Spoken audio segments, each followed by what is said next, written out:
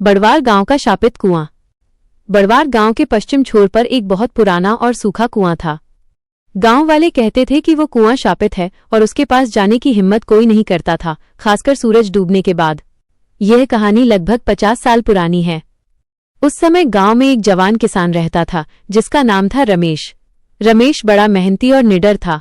उसे गांव वालों की इन कहानियों पर यकीन नहीं था। एक रात गांव में पानी की भारी किल्लत हो गई।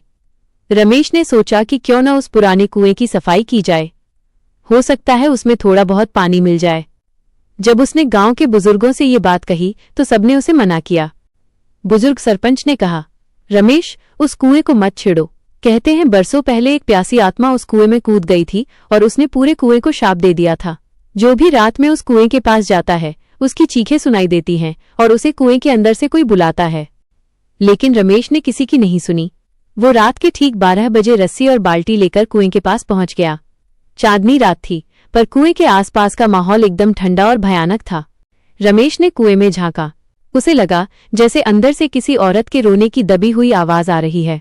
उसने डर को किनारे किया और बाल्टी को रस्सी से बांधकर अंदर डाला। जैसे ही बाल्टी पानी से भरी, एक जोरदार खड़खड़ाहट की आवाज आई। रमेश ने जल्दी से बाल्टी ऊपर खींचनी चाही, पर रस्सी बहुत भारी हो गई थी, जैसे किसी ने नीचे से उसे कसकर पकड़ लिया हो। तभी कुएं के अंदर से एक पतली डरावनी आवाज आई, रमेश, मुझे बाहर निकालो। रमेश का खून जम गया। उसने डर के मारे आंखें बंद कर ली और रस्सी को छोड़ दिया। वो तेजी से भागने लगा, लेकिन भागते भागते उसने पीछे मुड़कर देखा। उसने देखा कि कुएं के मुहाने पर सफेद कपड़ों में एक धुंधली परछाई खड़ी थी। वो परछाई रमेश को घूर रही थी और उसके चेहरे पर एक भयानक मुस्कान थी। रमेश भागता रहा जब तक वो गांव के बीच में नहीं पहुंच गया। वो बुरी तरह हाँफ रहा था और उसका पूरा शरीर कांप रहा था। उसने अगले दिन गांव वालों को सब बताया। गांव वालों ने मिलकर उस कुएं को हमेशा के लिए पत्थरों से भरवा दिया और उसके ऊपर एक बड़ा सा चबूतरा बनवा दिया, ताकि कोई गलती से भी उसके पास न जा सके।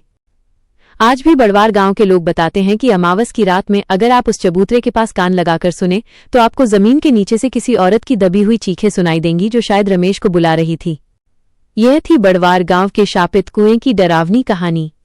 क्या आप कोई और कहानी